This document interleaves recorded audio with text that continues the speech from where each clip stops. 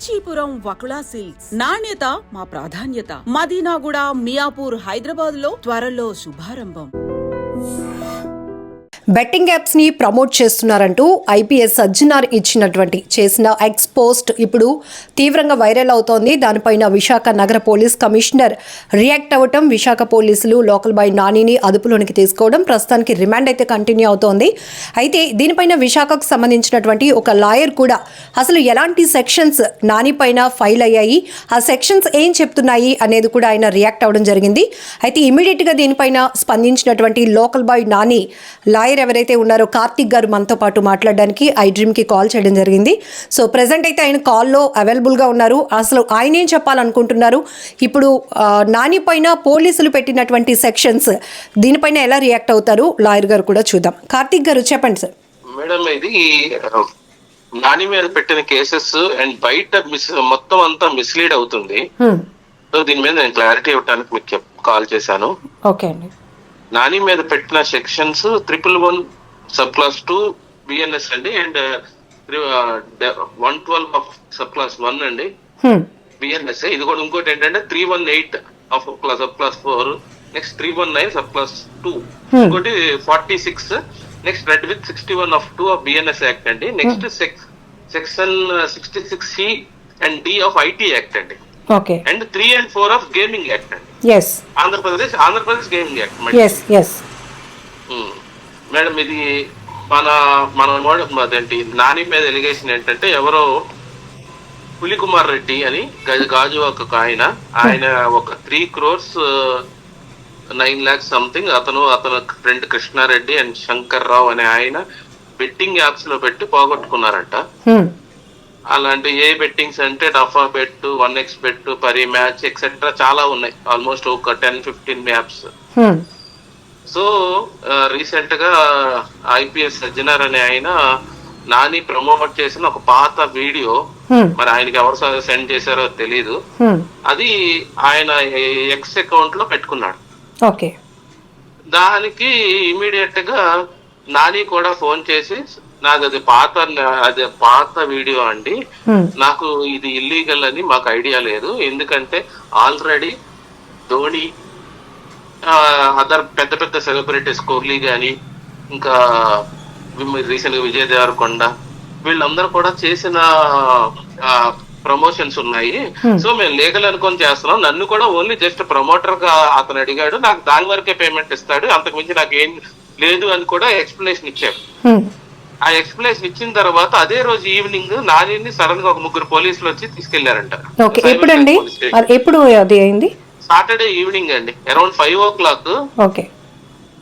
ఆయన నాని వేరే ఆయనతో ఉంటే అక్కడ వేరే ప్లేస్ కి వచ్చి, మరి ఆయనకు లొకేషన్ ఎలా తెలుసాయి ఇవన్నీ తెలియదు, అక్కడికి వచ్చి నాని కాఫీ పట్టుకొని దొరికావురా అన్న పాయింట్ పట్టుకొని లాక్కెళ్ళి తీసుకెళ్లారంటే ఏ నోటీస్ ఇవ్వలేదు, ఏమి ఇవ్వాల. ఇప్పుడు మీరు చెప్తున్న ప్రకారం కాలర్ పట్టుకొని తీసుకెళ్లారు. అది సీసీటీవీ ఫుటేజ్ కూడా రికార్డ్ అయ్యేది. తీసుకెళ్లేటప్పుడు జనరల్ గా ఏంటంటే ఒక ఎంక్వైరీకి వెళ్ళేటప్పుడు పలానా నోటీసు ఏదో అవన్నీ ఇవ్వాలండి, ఏమి ఇవ్వలేదు, డైరెక్ట్ గా తీసుకెళ్లిపోయి కనీసం సైబర్ క్రైమ్ పోలీస్ స్టేషన్ తీసుకెళ్తున్నాం అని ఇంటిమేషన్ కూడా ఎవరికి ఇవ్వాల. ఎక్కడికి తీసుకెళ్తున్నారని వాళ్ళ బ్రదర్ ఒక ఆయన ఫాలో అయ్యారు. ఫాలో అయితే ఎండార్లోని సైబర్ క్రైమ్ పోలీస్ స్టేషన్ తీసుకెళ్లారు. ఎందుకు తీసుకొచ్చారంటే ఏమీ చెప్పట్లా. సరే అని నాకు నెంబర్ ఇస్తే నేను BDS సంథింగ్ ప్రసాద్ ఎవరో ఉన్నారండి, ఆయన సిఐ, ఆయనకి నేను ఫోన్ చేస్తే సో చిన్న ఎంక్వైరీ అండి తీసుకొచ్చామన్నాడు. ఎంతసేపు చూసినా ఆయన రెస్పాండ్ అవ్వట్లా, డీటెయిల్స్ ఇవ్వట్లా, ఎందుకు అరెస్ట్ చేశారు, ఏ సెక్షన్ మీద అరెస్ట్ చేశారు అని చెప్పి డీటెయిల్స్ ఇవ్వట్లా. నేను అప్పుడు ఆయనకో మెసేజ్ పెట్టాను, సో అండ్ సో తీసుకొచ్చారు కదండి, నాకు డీటెయిల్స్ ఇవ్వండి, నేను హౌస్ మోషన్ మూవ్ చేసుకుంటాను. సేమ్ ఇదే నానిని లాస్ట్ టైం ఇలాగే ఎంక్వైరీ అని పిలిచి 3 days బోట్ ఫైర్ యాక్సిడెంట్ లో 3 days ఇల్లీగల్ డిటైన్ చేస్తే హైకోర్టులో ఎఫ్ఎస్ కార్పస్ చేశారు. అవన్నీ మొత్తం చెప్పాను ఆయన. మేబీ ఆ పాత పగ ఏమన్నా పెట్టుకొని ఇప్పుడు తీసుకొచ్చి ఫైల్ ఈ కేసులో పెట్టారో అది నాకు తెలియదండి. అంటే పోలీసులకి నాని పైన పగ అన్నది ఎట్లా చూడాలి? ఎందుకంటే ఇది లాస్ట్ టైం 3 days పెట్టినప్పుడు నాకు తెలిసి పోలీసు గేమ్ ప్లే ఏంటంటే అతను లోపల పెట్టి ఆ మ్యాటర్ డైవర్ట్ చేద్దాం అనుకున్నారు, అటెన్షన్ డైవర్ట్ చేద్దాం అనుకున్నారు పబ్లిక్ ని. ఆ 3 days పెట్టడంతో హైకోర్టు ఇన్వాల్వ్ అవడంతో అతను వదిలేశాడు. హైకోర్టులో ఏమో మనోడు కాంపన్సేషన్ కోసం వేశాడు. ఎందుకంటే నేను ఒక సోషల్ మీడియా ఇన్ఫ్లుయెన్సర్ ని, నన్ను ఇంటెన్షనల్ గా 3 days లోపల పెట్టారు కాబట్టి నాకు జరిగిన పరువు నష్టం అదంతా కాంపన్సేషన్ ఇవ్వండి, మెంటల్ గానీ అది ఇది అని చెప్పి వేశాడు. అంటే పోలీసులకి ఏం అవసరం ఉంటుంది కార్తిక్ గారు? అంటే అంత పెద్ద ఇష్యూ అయింది, అసలు ఒక హార్బర్ హిస్టరీలోనే అది చాలా అతిపెద్ద ప్రమాదం కూడా. ప్రమాదం అయిందండి. ఏముందండి, ఇప్పుడు జనాలకి మేము దీని మీద ఇన్వెస్టిగేషన్ చేస్తున్నాము, పలానా అతన్ని తీసుకొచ్చి ఎంక్వైరీ చేసామని అని చెప్పారు. అలా చెప్పినప్పుడు 3 రోజులు 4 రోజులు అఫీషియల్ గా మీడియా ముందు చెప్తున్నారు, పలానా రోజు మా దగ్గర ఉన్నారు, పలానా రోజు 20వ తారీఖు పొద్దున్న తీసుకెళ్లారు. 19th ఇన్సిడెంట్ జరిగితే 20వ తారీఖు పొద్దున్న తీసుకెళ్లారు. హైకోర్టులో 22న ఫైల్ చేశామండి హెబియస్ కార్పస్ ఫైల్ చేయగానే విత్ ఇన్ 1 hour లో అతన్ని రిలీజ్ చేసి పంపించేసి హైకోర్టులో రిపోర్ట్ ఏమని ఇచ్చారంటే 160 CRPC కింద ఎవిడెన్స్ జస్ట్ అదే ఎంక్వైరీకి పిలిచినట్టు అదే రోజు మార్నింగ్ పిలిచాము, అదే 1 గంట ముందు పంపించేసామని. మొత్తం మీడియాకి తెలుసు, మొత్తం ప్రజలకు తెలుసు 3 days నుంచి అతను లోపల ఉన్నాడని అదే ఆఫీసర్లు అడ్మిట్ అయ్యారు. ఎంత మిస్లీడింగ్ ఇన్ఫర్మేషన్, కోర్టుని మిస్లీడ్ చేస్తారండి. బయట వాళ్ళు ఓకే, పబ్లిక్ లో ఓకే, జడ్జిలు కూడా మిస్లీడ్ చేస్తారు ఈ పోలీసులు. లాస్ట్ టైం ఆ ఇన్సిడెంట్ జరిగింది, అది పక్కన పెడితే ఇప్పుడు ఆల్ ఆఫ్ సడన్ గా ఒక తెలంగాణకు సంబంధించిన క్యాడర్ ఒక IPS ఆయన ఎక్స్ అకౌంట్ లో ఆయన పెట్టుకుంటే వీళ్ళకి అప్పటి వరకు తెలియదండి. ఆయన ఏపీ డీజీపీ గారికి అలాగే విశాఖ నగర పోలీస్ కమిషనర్ గారికి ట్యాగ్ చేశారు. మీకు 2020లో ఒక అమెండ్మెంట్ వచ్చిందండి గేమింగ్ యాక్ట్ లో ఒక అమెండ్మెంట్ వచ్చినప్పుడు దాంట్లోని 132 వెబ్సైట్స్ బ్లాక్ చేశారు. అలాంటి వెబ్సైట్స్ వస్తున్నాయి అంటే చర్య తీసుకోవాల్సిన ఫస్ట్ సుమోటోగా ఎవరు బ్లాక్ చేయాలండి? పోలీసే కదా. 2020 నుంచి ఈ రోజు దాకా ఇటువంటి ఒక case Katla. All of sudden ఎవరో ఒక ఆయనకి అది కూడా పాత వీడియో పంపిస్తే ఈ రోజు పర్టికులర్ గా ఈ కేసు కట్టారు. సరే కేసు కట్టారు, అది ఓకే. ఇది FIR నంబర్ 34 అండి of 25 cyber crime Visakhapatnam. Who is the complainer అండి? పులికుమార్ రెడ్డి అండి. ఓకే. 32లో కూడా ఈయనే కంప్లైనెంట్ అండి. 32లో అండ్ 33 ఐ థింక్ 2 కేసులు వరుసగా 3 కేసులు, మొత్తం ఇది 3వ కేసు. ఓకే. నిన్న బెయిల్ అప్లికేషన్ వేయడానికి వెళ్తే ఇదే సిమిలర్ కంప్లైంట్స్ పెట్టిన ఆయన ఆ అక్యూజర్ తరపు బెయిల్ వేయడానికి వచ్చాడు. నేను అప్పుడు చూస్తే అది 59 lakhs క్యాసినోలో పోయినాయి అంట. ఇక్కడేమో 3 crores నేను నష్టపోయాను సో అండ్ సో బెట్టుల్లో పెట్టి. సో రీసెంట్ గా ఇలా సజ్జనార్ అని ఆయన లోకల్ పైన ప్రమోట్ చేస్తున్నాడు అని పెట్టాడు కదా, అది చూసి నేను వచ్చి అతని మీద కంప్లైంట్ పెడతానికి వచ్చాను అని చెప్పి పెట్టాడు. ఇతని మీద పెట్టిన సెక్షన్స్ ఏంటంటే 318, 319 చీటింగ్ సంబంధించి. ఇతనేమి డైరెక్ట్ గా ఎక్కడ ఇతను పెట్టిన యాప్ లో అతను ఇన్వెస్ట్ చేయలేదని అతనే చెప్తున్నాడు. ఇతను ప్రమోట్ చేసిన యాప్ లో అతను ఇన్వెస్ట్ చేశాను, దాంట్లో నష్టం వచ్చింది కాబట్టి ఇతనే అని చెప్పి ఎక్కడా చెప్పట్లేదు. అసలు దానికి దీనికి రిలేషన్ వేసి ఇక్కడ ఈ కేసు ఫైల్ చేసి సెక్షన్ 66C and D అండి ఐడెంటిటీ థెఫ్ట్ ఎక్కడ జరిగిందండి ప్రమోషన్ చేసినప్పుడు. ఇప్పుడు లోకల్ బాయ్ నాని అరెస్ట్ అనేది సజ్జనార్ గారు పెట్టినటువంటి ఎక్స్పోస్ట్ బేస్డా లేకపోతే కంప్లైనర్ ఇచ్చినటువంటి కంప్లైంట్ బేస్డా? ఫస్ట్ ఎక్స్పోజ్డ్ బేస్డ్ అండి. Maybe this is a clear cut publicity stunt అని నా ఎక్స్పెక్టేషన్. ఎందుకంటే ఇన్ని సంవత్సరాలు కనపడింది, ఈ రోజు కనపడిందా? అంటే మీన్స్ పబ్లిసిటీ స్టంట్ అంటే ఇప్పుడు ఎవరు దీన్ని వాడుకుంటున్నారు situation? Visakhapatnam police, Visakhapatnam city police. How you declare ఆ పాత కేసు గ్రడ్జెస్ ఉండుంటాయండి. మమ్మల్ని ఇంత డ్యామేజ్ చేశాడు పాత రోజులు అంటే వీళ్ళు డ్యామేజ్ చేయటం. ఒక పర్సన్ రైట్స్ అన్ని డిప్రూవ్ చేసి 3 రోజులు డిటెన్షన్ చేసి వాళ్ళ మీద మేము కేసులు కట్టకూడదా? హైకోర్టులో కేసు కంప్లైంట్ పెట్టకూడదు ఒకటి. ఇప్పుడు ఐటీ యాక్ట్ కూడా ఒకటి ఫైల్ అయింది కదా 66C 66D. అవును మేడం, అవును మేడం. ఇది ఎందుకు అంటారు? 66C అనేది ఐడెంటిటీ థెఫ్ట్ అండి. 1 second అండి, అది ఓపెన్ చేస్తున్నాను. దీనిలో నేను నాగూర్ బాబు అనే అడ్వకేట్ ఇద్దరం కలిసి ఒక రిప్రజెంటేషన్ చేసామండి. స్టేట్ గవర్నమెంట్ లో ఫస్ట్ మేము చీఫ్ సెక్రటరీ గారికి, ఐటీ డిపార్ట్మెంట్ కి, స్పోర్ట్స్ సంబంధించిన వాళ్ళకి, నెక్స్ట్ DGP గారికి, పోలీసు మొత్తం హోమ్ డిపార్ట్మెంట్ కి వీళ్ళందరికీ రిప్రజెంటేషన్ చేసాం. So and so bettings block చేయకపోవడం వల్ల కొత్త యాప్స్ వస్తానే ఉన్నాయి, మీరు దాని మీద ఏమి యాక్షన్ తీసుకుంటున్నారంటే ఈ రోజు దాకా ఆర్టీఐ చేసామండి. మాకు అసలు రిప్లై ఇవ్వలేదు. కనీసం అక్నాలజ్మెంట్స్ ఒక 3-4 రిటర్న్ వచ్చినాయి. ఈ రోజు దాకా ఎవరో దాని గురించి లేదు. 46 రెడ్ విత్ వేశారు కదా, గ్రూప్ ఆఫ్ పీపుల్ అంటే ఏమైనా ఇట్లాంటి చీటింగ్ వ్యవహారాలు కానీ ఇట్లాంటివి చేస్తే అది ఉంటుంది అంటే ఇందులో పర్టికులర్ గా నాని ఒక్కరేనా లేకపోతే నాని ఏదో గ్రూప్ తో కలిసి A1 అనే పెట్టారండి, A1 అనే పెట్టారు. మరి 46 ఎందుకు వచ్చింది?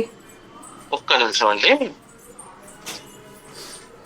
46 ఎబేటర్ అంటే నాని అదే మిగతా వాళ్ళు ఎవరున్నా అందరికి అదే అంటే ఈయన చెప్తున్నాడు కదా, ఈ అఫైర్స్ చేయండి అని చెప్పి ప్రమోట్ చేస్తున్నాడు కదా, అది ఎబేటింగ్ టైప్. ఓకే. నెక్స్ట్ 61 పెట్టారండి, కాన్స్పిరసీ, క్రిమినల్ కాన్స్పిరసీ. అంటే ఇంకా కుట్రతనం ఏమైనా ఉందా అన్న పాయింట్ మీద. ఓకే. 112 ఏమో ఆర్గనైజ్డ్ క్రైమ్ అండి. ఓకే. బిఎన్ఎస్ వచ్చిన తర్వాత దాంట్లో ఒకటి పెట్టారు, ఏమనంటే సైబర్ క్రైమ్ అనేది ఇంక్లూడ్ చేశారండి. దానికి ముందు కూడా ఆర్గనైజ్డ్ క్రైమ్ లో ఈ టైప్ ఒక సిండికేట్ గా ఏర్పడి కిడ్నాప్ చేయటం, ఉమెన్ ట్రాఫికింగ్, ఇవన్నీ దాంట్లో వస్తాయండి. సైబర్ క్రైమ్ వచ్చేటప్పటికి దీంట్లో 111 బిఎన్ఎస్ లో పెట్టారు, కానీ దానికి ఇంటర్ప్రిటేషన్ జరుగుతుంది. రీసెంట్ గా హైకోర్టులో కూడా వైసీపీ సోషల్ మీడియా మీద ఒక కేసు జరిగినప్పుడు ఇదే 112 వాడారు.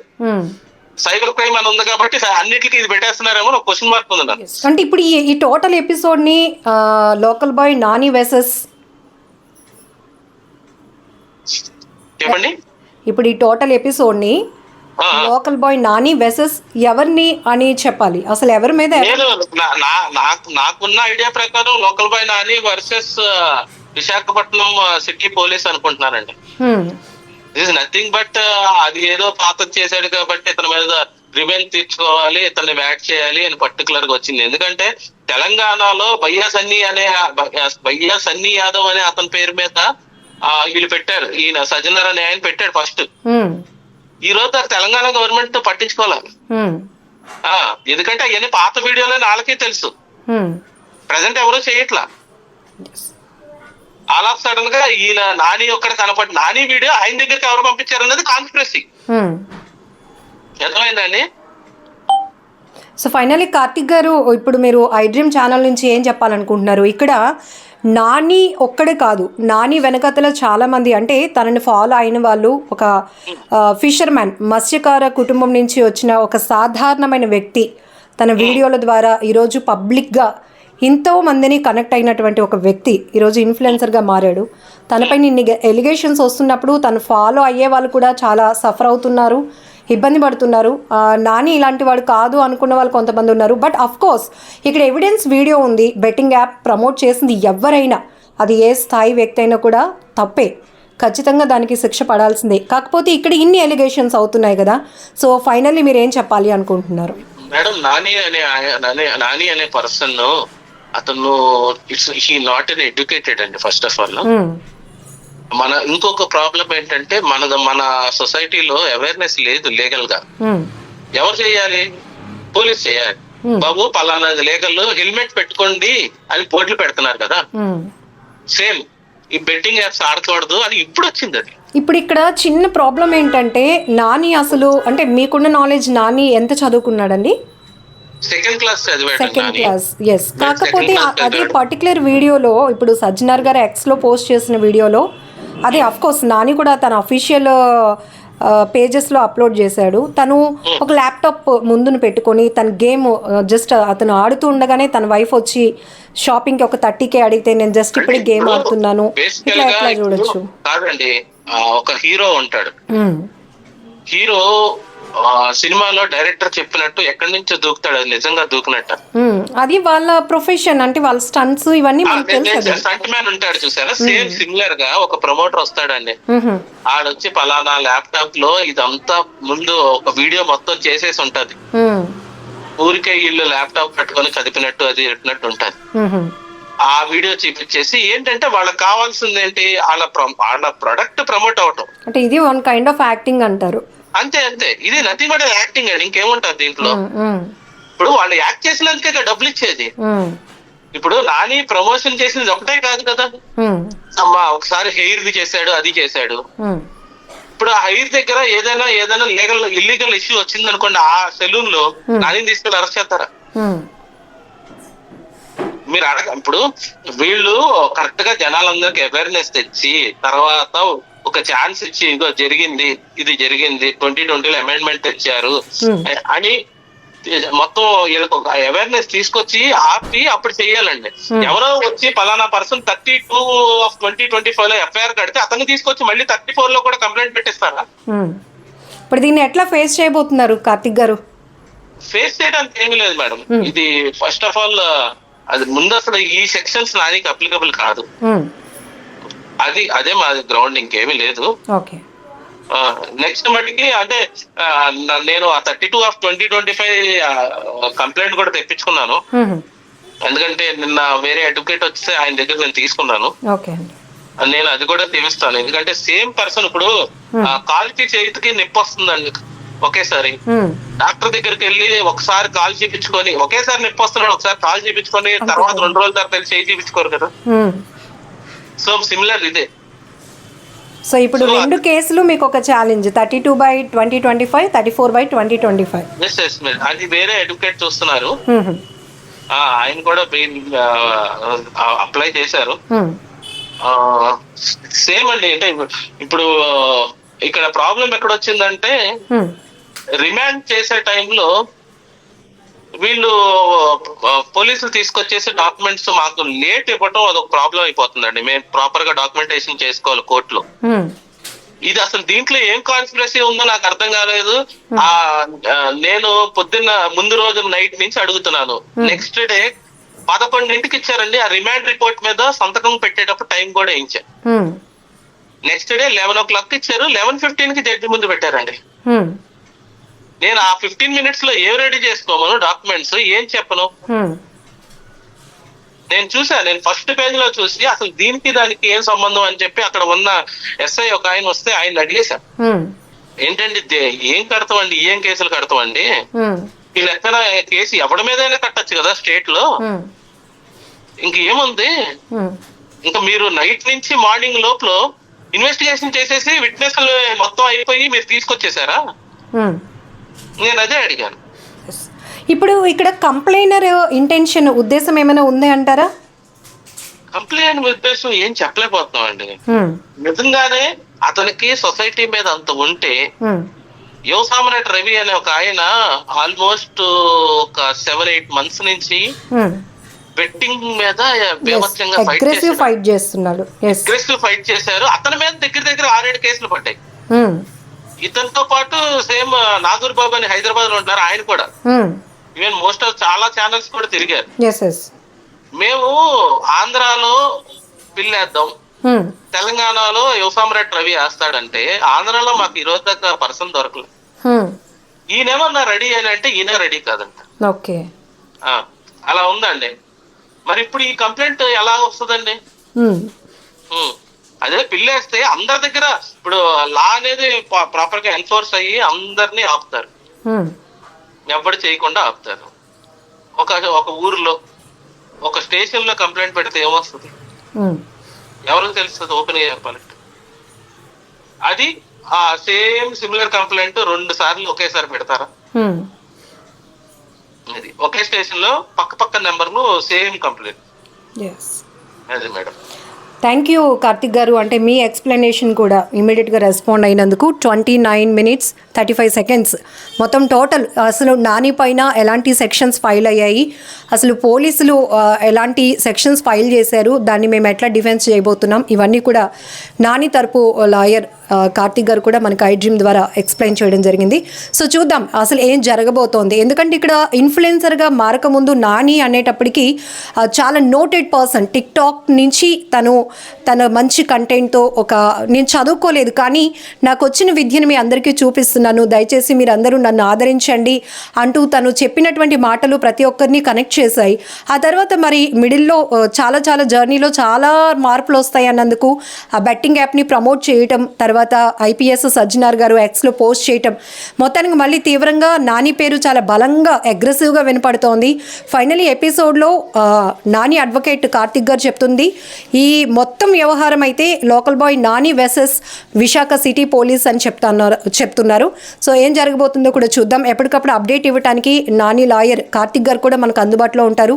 అట్లనే డిపార్ట్మెంట్ పరంగా కానీ కోర్టు పరంగా ఎట్లాంటి డెసిషన్స్ బయటకు రాబోతున్నాయి కూడా చూడాలి. కెమెరా పర్సన్ శేఖర్తో లక్ష్మి, ఐ డ్రీమ్ వైజాగ్.